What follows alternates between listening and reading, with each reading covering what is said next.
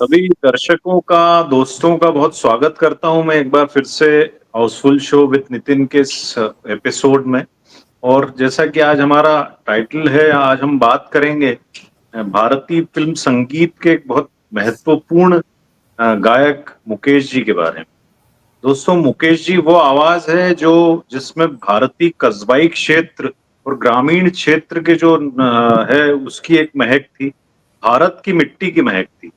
और मुकेश जी ने कम गीत गाए, लेकिन जो भी गाया आज भी भारतीय जनमानस के मन मस्तिष्क पे छाए हुए हैं। तो हमारे guest speaker Piyush Sharma ji Canada से आज हमारे बीच हैं। आपका मैं बहुत स्वागत करता हूं। नमस्ते नितिन जी, और आपके सभी दर्शकों को मेरा प्रणाम। थैंक यू वेरी मच बुलाने के लिए मुझे। Thank you. तो पीयूष जी, मेरा पहला प्रश्न है कि मुकेश जी का संगीत की तरफ रुझान कैसे हुआ और कैसे उनको पहला ब्रेक मिला फिल्मों में? नितिन जी, जैसा हम समझते और पढ़ते हैं उनके बारे में, तो यही पता चलता है कि उनको शौक तो गाने का बचपन से था। तो वो उनकी बहन को कोई टीचर सिखाने आता था घर में गाना वाना, और वो छुप के दरवाजे के पीछे से सुनते थे। और फिर वो एक बार बहन जो गा ना पाई, उन्होंने गा के सुनाया, तो टीचर बहुत इम्प्रेस हुए। तो इस तरह से फिर उनका गायन शिक्षण शुरू हो गया, मगर वो ज़्यादा देर तक चला नहीं, और वो 10वीं कक्षा पढ़ने के बाद एक जॉब में लग गए, किसी जॉब पे। कोई बहुत ज़्यादा सहूलियत, धनवान फैमिली नहीं थी, बहुत ज़्यादा उनके पास पैसे वगैरह नहीं थे, और 10 बच्चे थे उनके माँ बाप के। तो परिवार भी बड़ा था और पालन पोषण भी करना था, तो ये सब कुछ चलता रहता था बीच बीच में। तो इसके बीच में उन्होंने नौकरी वोकरी पकड़ ली कोई। तो एक प्रोग्राम हो रहा था जिसमें कि मोतीलाल जी की बहन की शादी थी। तो उनकी शादी में इनको बुलाया गया कि ये एंटरटेन करने के लिए गाने गाएंगे।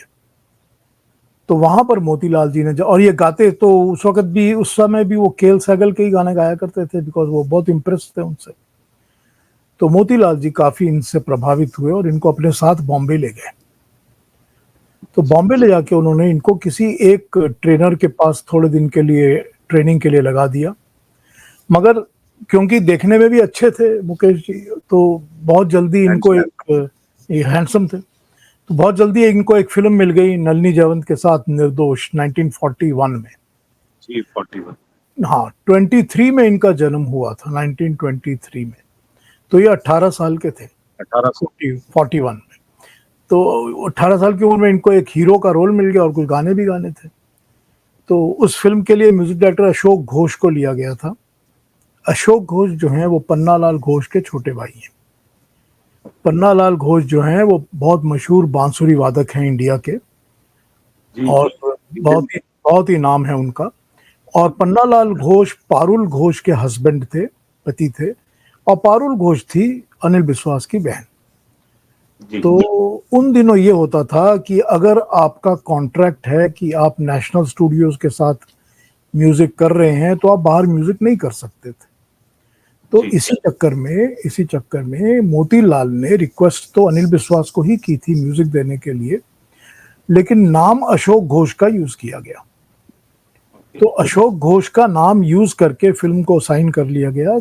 संगीत का काम सारा अनिल दा ने ही किया था। जी। तो आप उनके पहले गाने निर्दोष के सुन सकते हैं, कुछ दिल है बुझा हुआ तो क्या, या क्या सब गाने हैं जो, तो वो अवेलेबल तो हैं। तो वहां से ही अपना पहली बार इनकी लॉन्च तो हो ही गई, गाने भी बन गए और फिल्म भी बन गई। लेकिन ऐसा कुछ खास इनका वो हुआ नहीं जब तक इनको पहली नजर नहीं मिली। तो दिल जलता है तो जलने दे। एक आपको बताता हूँ, पहली नजर का एक बड़ा खूबसूरत गाना है, मेरे ख्याल से यूट्यूब पर अवेलेबल है। मेरे पास तो पूरी उसकी फिल्म के ट्रैक से रिकॉर्डिंग है। स्क्रीन पे फिल्म चला के मैंने उसको कॉपी किया हुआ है।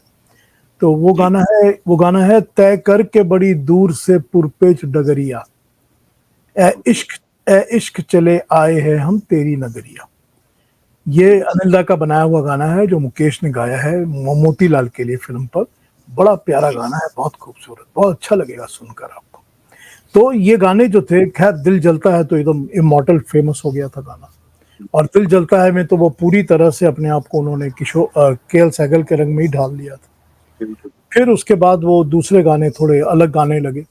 तो वो इस तरह से उनका स्टार्ट तो हो गया, जी, और स्टार्ट होने के बाद वो फिर ये कहा जाए उसके बाद उनको इंडस्ट्री में बाकी लोगों ने हाथों हाथ ले लिया।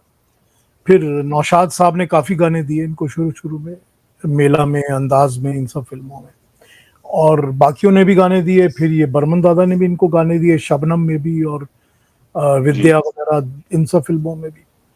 तो इनको एक वो मिल गया कि गाने मिलने लग गए इनको अच्छे। और फिर इनको अनिल दा ने बताया था प्राइमरीली कि तुमको अगर सरवाइव करना है तो तुमको केएल सहगल को अपने ऊपर से हटाना पड़ेगा और तुमको अपनी ही आवाज डेवलप करनी पड़ेगी। और ये कहा जाता है कि नौशाद ने भी हेल्प किया था उसको अपनी आवाज डेवलप करने में। तो पर ये बहुत ज्यादा चेले तो ये अनिल दा के थे, एकदम चिपके रहते थे साथ। कुछ उसका इन्फ्लुएंस कह सकते हैं मोतीलाल का भी था, बिकॉज मोतीलाल भी बहुत फॉन्ड थे अनिल दा के। तो ये हो सकती हैं दोनों बातें। तो ये इस तरह से ये इंडस्ट्री में बन गए। तो ये बता सकता हूँ आपको 1946 में 47 में सहगल साहब की डेथ हो गई। तो जी, सहगल सहगल साहब के डेथ के बाद Mukesh became the number one singer of the Hindi film industry, और वो 1952 तक नंबर वन रहे, 53 तक रहे, जब तक कि ना तलत महमूद आके छा गया। फिर Talat Mahmood took over the mantle and he became the highest paid singer for the next 1 और 2 years 3 years, जब तक कि ना रफी साहब ऊपर आ गए। सो जी, this is the chart you can see. And Mukesh यहाँ से शुरू हुए थे, पर मुकेश की एक मुकाम बन गया था, ही वाज एस्टैब्लिश्ड। तो वो गाने उनको मिलते रहते थे हमेशा। फिर वो इसके बीच में राज कपूर की आवाज बन गए।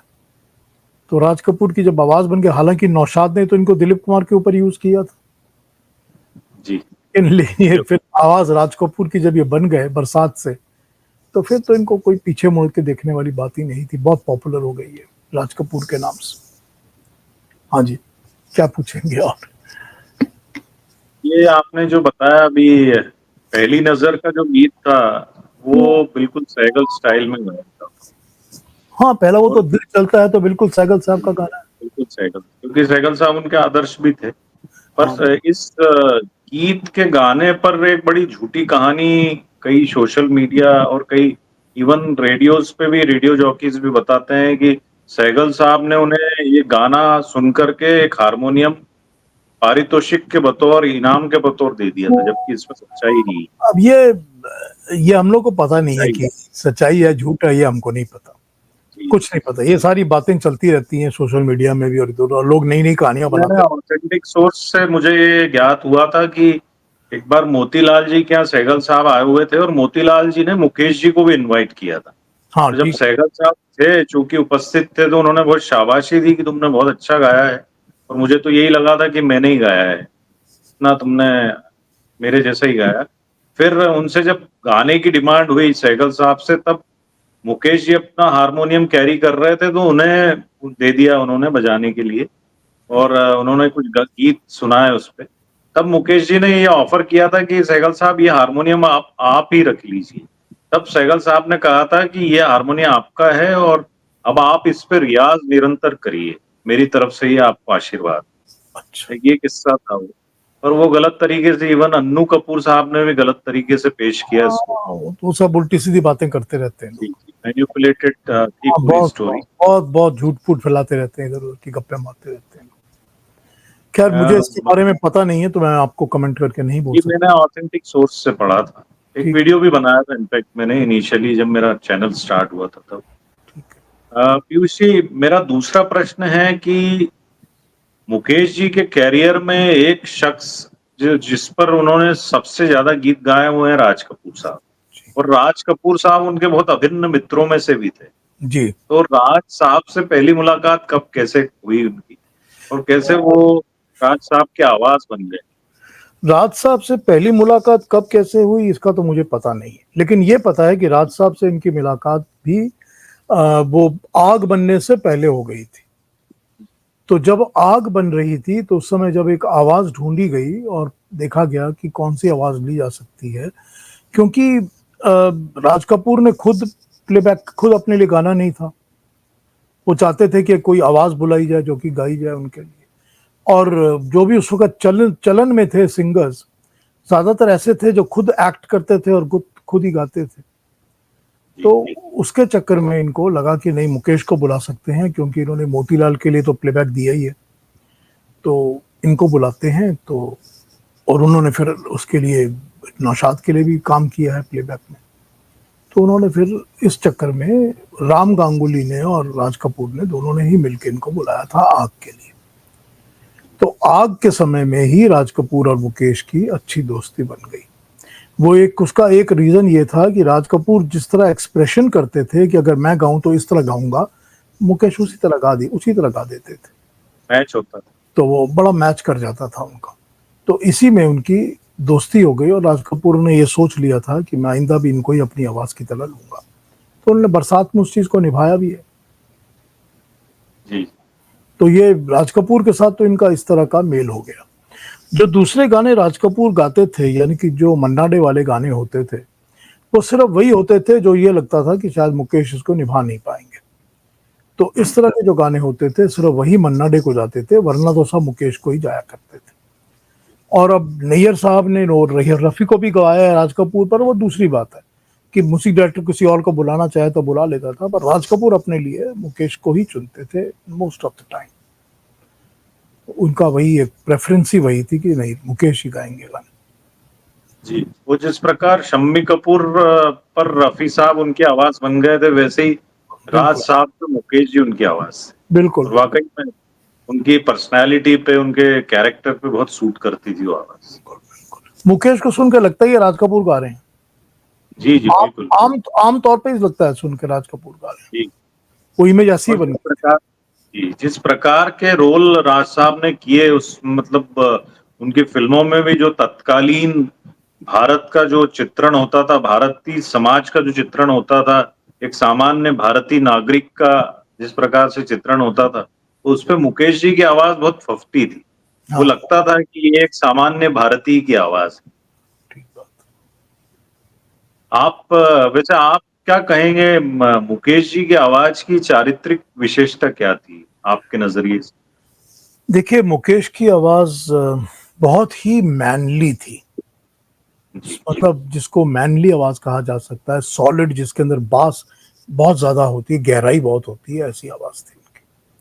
और ऐसी आवाज होने के साथ साथ उनमें एक गुण ये था कि उनकी आवाज सीधी दिल को पहुंचती थी, बिल्कुल हृदय को झिंझोड़ देती थी।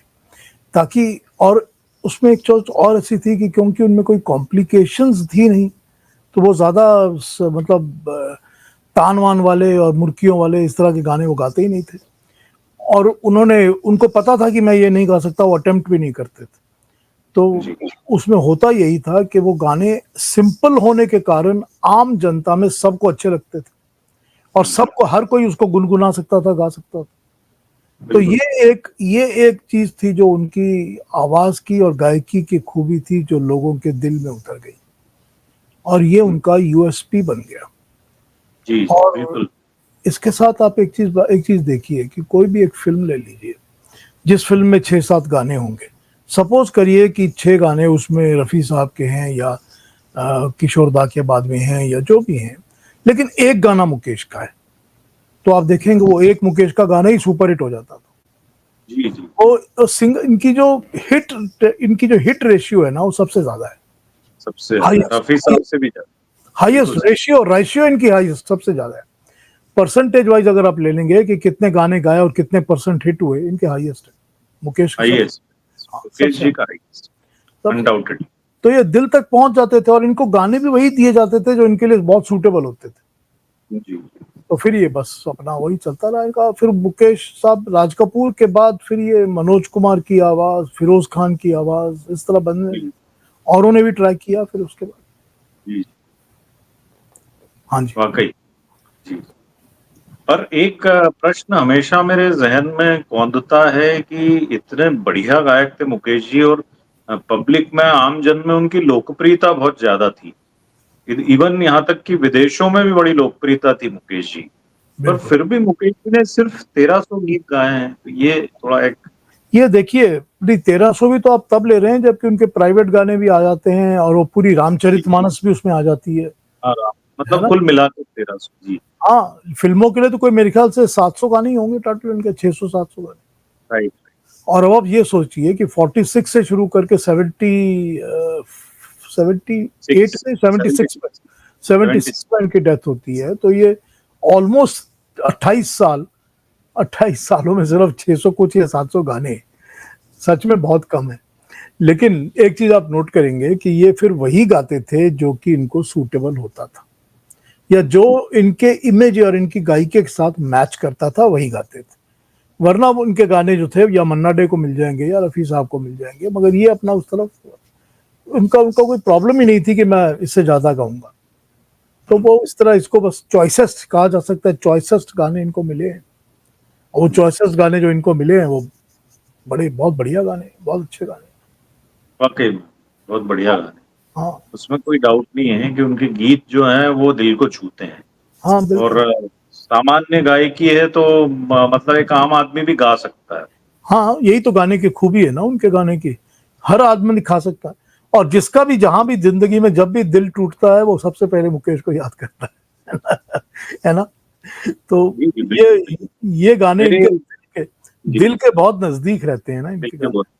मेरी माता जी ने बीच में एक स्टेटमेंट दिया था, मैं रफी साहब के गाने सबसे ज्यादा सुनता हूँ, तो उन्होंने अचानक से ये बात मुझसे बोली कि बेटा तू रफी साहब के गाने सबसे ज्यादा सुनता होगा, लेकिन दर्द में जो मुकेश जी का मकाम है वो किसी का भी। बिल्कुल, दर्द में इनका तो मकाम मैंने कहा हाँ, सबसे ऊपर। माता जी को बोला, मैंने सबसे कहा हाँ सही बात है। मैं आपको एक किस्सा सुनाता हूँ, पता नहीं पहले सुनाया कि नहीं सुनाया। मैं उन दिनों कलकत्ते में स्टूडेंट था, यूनिवर्सिटी में पढ़ता था। तो हमारी एक काम करने वाली नौकरानी थी हमारे घर में, वो बंगाली लड़की थी, औरत थी, मेरे से बहुत उम्र में बड़ी थी। और वो हमारे यहाँ काम करने आती थी, जो बंगला के सिवाय वो कुछ नहीं बोलती थी ना, समझती थी। मतलब जैसे अनपढ़ लोग होते हैं वैसे ही। तो बंगला बोलती थी, बंगला सुनती थी, पढ़ती वढ़ती तो थी नहीं कुछ भी, पर वही था जी कि बंगला ही बोलती थी बस। तो एक दिन मैं ऐसे घर में बैठा हुआ था, तो मैं उस दिन अकेला था, और ये क्या कर रही है, ये झाड़ू वगैरह लगा रही है कमरों के अंदर। तो मैंने अपने रिकॉर्ड प्लेयर पे इनका, मुकेश साहब का वो रिकॉर्ड लगाया था कोई, तो उसमें गाना बजना शुरू हो गया, तेरी दुनिया से दिल लगता नहीं, मालिक उठा ले। ठीक है ना? ये गाना बजना शुरू हो गया, ये कमरे के एक कोने में खड़ी हो गई और चुपचाप बैठ गई वहां पर। ना ये हाँ। कोई काम कर रही है, कुछ नहीं, गई चुपचाप बैठ रही बस। मैंने कुछ पूछा नहीं, मैं भी गाना एंजॉय कर रहा हूँ, बैठा हूँ चुपचाप।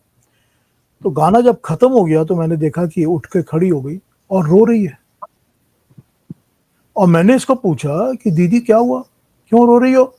कहती है कितना दर्द है इस गाने में। वाकई। अब बताइए, उसको लैंग्वेज नहीं पता, उसको भाषा हाँ। नहीं पता, कोई वर्ड्स नहीं उसको पता, अनपढ़ औरत है, लेकिन वो दर्द उसके पास छू के जाता है। दर्द, गायकी में दर्द था वाकई में। ये जो दर्द है ना, ये मुकेश साहब की बड़ी यूनिक अपनी उनकी हाँ, एक खूबी थी। सबसे बड़ा उनका जो स्ट्रेंथ है वो ही है। हाँ, सबसे। वाकई। देखिए एक बात बताऊं आपको, आप रफी साहब के बहुत बड़े फैन हैं, जी। लेकिन ऐसा हो ही नहीं सकता कि आप रफी साहब के फैन होने के बावजूद कुछ ऐसे गाने मुकेश के ना हो जो आपके बहुत फेवरेट ना हो। नहीं ये बिल्कुल, हो ही नहीं सकता। यही जी हाल है, मुकेश जी के बहुत यही सारे हाल है, गीत। यही हाल किशोर भक्त का है। जो बहुत किशोर भक्त है उनको भी 2 4 10 गाने ऐसे मिल जाएंगे जो मुकेश के उनको बहुत पसंद। और मेरा ये मानना है कि आप सबसे पहले संगीत प्रेमी हैं, तब रफी साहब, मुकेश जी, मन्ना दे या किशोर दा के आप हाँ भक्त हैं। बिल्कुल, हाँ बिल्कुल तब बिल्कुल जो संगीत प्रेमी है, जो संगीत से प्यार करता है, वो इतने महान कलाकारों से क्यों भला दूर रहेगा? बिल्कुल। सुनना ही है निश्चित रूप से, सच बात। सुनना और ही है। सभी सभी सभी म्यूजिक डायरेक्टर्स ने इनको यूज किया है, सब ने, सब ने इनके लिए गाने बनाए हुए हैं। ये ठीक है कि सबसे ज्यादा गाने शंकर जयकिशन ने या कल्याण जी आनंद जी ने ज्यादा जी। बनाए हैं, या लक्ष्मीकांत प्यारलाल ने ज्यादा बनाए होंगे, लेकिन सभी ने इनके लिए गाने बनाए हुए हैं, और बहुत उम्दा उम्दा गाने बनाए हैं सभी ने। तो वो सुन के लगता है कि हाँ, मतलब कुछ तो है ना मेरे उस को एक आवाज। मेरे को एक इनका उषा खन्ना जी के संगीत निर्देशन में गाया हुआ गीत बहुत पसंद है, छोड़ो कल की बातें। मेरे ख्याल से उषा खन्ना जी का कंपोज किया हुआ है। उषा खन्ना, छोड़ो कल की बात, कल की बात पुरानी, नए दौर में लिखेंगे लिख मिलकर नहीं। कहानी। बहुत अच्छा गाया है मुकेश जी ने वाकई। और रोंगटे खड़े कर देता है वो, मतलब देशभक्ति का जज्बा जो है जगा देता है व्यक्ति को। उसमें एक गाना और था ना, रात निखरी हुई जुल्फ बिखरी हुई, जी जी। आज सुबह नहीं होने वाली। आज सुबह नहीं होने वाली। क्या प्यारी चीज़ है वो, बहुत नहीं, बढ़िया। बहुत प्यारे गीत हैं मुकेश जी के, कोई उसमें बहुत बहुत अच्छे गीत हैं वो मत मुकेश। दो राय नहीं। बिल्कुल, बिल्कुल। और कितने हिट गीत दिए हैं उन्होंने, बहुत हिट गीत शंकर सब। जयकिशन के साथ वही में, तो, कल्याण जी आनंद जी। बिल्कुल, बिल्कुल वही तो बोल रहा हूँ आपको ना, जिस फ़िल्म में इनका एक ही गाना होता था, वो एक ही सुपर हिट होता था। हुँ, इनके गाने इनके सुपर हिट सबसे ज़्यादा होते थे। सबसे ज़्यादा होते हमेशा, हैं। हमेशा होते थे ये। हाँ जी। आपके नज़रिए से मुकेश जी का भारतीय फ़िल्म संगीत में कितना बड़ा योगदान है? क्या स्थान वो रखते हैं? ये मैं देखिए, जानना जब चाहूँ। भी जब भी हमारी इंडस्ट्री के गोल्डन एरा के टॉप सिंगर्स का नाम होगा ना, और जब भी आप कहेंगे कि रफ़ी और किशोर, और तीसरा नंबर मुकेश का ही आएगा। उनका नाम तो आपको लेना ही पड़ेगा। अब आप, आपकी मर्ज़ी है तो आप रफ़ी, मुकेश और किशोर इस तरह बोलेंगे, आपकी मर्ज़ी है तो किशोर, मुकेश और रफ़ी बोलेंगे। लेकिन तीसरा नंबर उनका ज़रूर आएगा, पहले 3 में इनका नाम ज़रूर आएगा। उसके बाद आपको याद आएँगे कि मन्ना डे, हेमंत कुमार, तलत महमूद भी थे। जी, जी। लेकिन मुकेश की जो अहमियत है ना, वो बहुत ज़्यादा है। ये बहुत, मतलब क्या कहा जाए इनको, कि his impact is very huge in the music of that era. जब तक ये थे तब तक के एरा में इनका गाने और इनके म्यूजिक का बहुत इम्पैक्ट है, बहुत अच्छा इम्पैक्ट है इनका। तो ये हमारे जहन पर, हमारे दिलों में बहुत ज़्यादा गहरी छाप है इनके गानों की। कभी भी इधर उधर गुनगुनाते हैं, सुनते हैं इनके गानों को, लगा के टेप्स लगा के सुनते हैं या सीडीज लगा के सुनते हैं, बहुत बहुत लुत्फ मिलता है, बहुत आनंद मिलता है। मैं हमेशा कहता हूँ, मैं एक बार शायद आपसे और ज़िक्र किया भी था मैंने कोई वीडियो में। मैं मुकेश जी को ब्रह्मा कहता हूँ, किशोर साहब को विष्णु और रफ़ी साहब को महेश। ये ब्रह्मा, विष्णु, महेश है तीनों ये हाँ फ़िल्म ठीक है इंडस्ट्री। ना, बिल्कुल आपने और ठीक डिस्क्राइब कर दिया और आपने। हिंदू शास्त्रों के हिसाब से जो है तीनों का अलग-अलग विभाग है, वो है उत्पत्ति, स्थिति और प्रलय। तो मुकेश जी, चूँकि मुकेश जी तीनों में सबसे सीनियर हैं, मुकेश जी गायक हाँ, सबसे देखा जाए, सीनियर है। सबसे ठीक है। पहले आए। 41 में गा लिया था इन्होंने। जी, जी, 41 में पहला गीत गा दिया था। बिल्कुल, बिल्कुल। शर्मा जी, मेरा आखिरी प्रश्न सबसे महत्वपूर्ण प्रश्न है। मुकेश जी के व्यक्तित्व से जुड़ा है और मुकेश जी के मतलब क्या कहना चाहिए, उनका जो बहुत ज़्यादा विशेष उनका जो झुकाव था, उससे संबंधित ये प्रश्न है। मुकेश जी ने आजीवन नित्य रामायण का पाठ किया है और भगवान राम के बहुत बड़े भक्त थे वो। तो इस विषय में कुछ बताइए आप? तभी तो वो जो रामचरितमानस इन्होंने रिकॉर्ड की है, जी, ठीक है जी। ना? भारत उसके की पह पहली रामचरित। उसके पहले तो इनकी डेथ हुई नहीं है। रामचरितमानस कंप्लीट की इन्होंने। तो यूँ जी, कहा जा सकता है कि वो मृत्यु भी इनका इंतज़ार कर रही थी कि ये अपना काम पूरा कर लें। बिल्कुल कह सकते हैं। और वो जी, रामचरितमानस इतनी ज़्यादा अच्छी है, इतनी अच्छी है, उसका कोई पैरेलल हो ही नहीं सकता। अब तो हमारे को पता है दूसरे सिंगर्स ने भी उसको गाया हुआ है, अवेलेबल भी है, लेकिन मुकेश के जैसा वो अवेलेबल है ही नहीं, सुनने कोई सुन नहीं सकता, सुना ही उस तरह ग बिल्कुल। गा ही नहीं सकता। तो वो जो इनकी भक्ति थी ना, वो इसके अंदर झलक के पूरी तरह से आ गई थी। तो ये तो सच्ची बात है कि भक्त तो थे ही ये, और ये पूजा-पाठ भी अपना करते ही थे रेगुलरली, और मान्यताएँ भी रखते थे। तो वो सब तो था ही। हाँ, ये उनका पूर राज कपूर की कंपनी में पढ़ के कुछ-कुछ शराब भी पी लिया करते थे, लेकिन हाँ, वो तो है। उनकी राज साहब और कंपनी में बिगड़ गई है। राज साहब, जयकिशन जी, शैलेंद्र जी, ये चारों लोग बैठा करते थे। हाँ, बिल्कुल। और मुकेश जी साथ हो ही थे। तो वो, शंकर जी तो पीते नहीं हाँ, थे। शंकर तो पीते नहीं थे। तो वो इनके कंपनी में मुकेश जी ने, तो उसके कारण ही शायद इनको हार्ट की प्रॉब्लम शुरू हो गई थी, हाँ, हार्ट की प्रॉब्लम। हार्ट की प्रॉब्लम हो गई, और फिर गाना जो होता है ना, अ, गायकी जो होती है वो मेल के हार्ट को असर करती है, जी, जी। पुरुष के हार्ट हाँ, को असर इसीलिए करती है। हाँ, इसीलिए लीडिंग सिंगर देखें तो अपन 50s में ही एज में चले गए वो। हाँ, वो हार्ट अटैक होती है सबको, बिल्कुल। हुए हार्ट अटैक।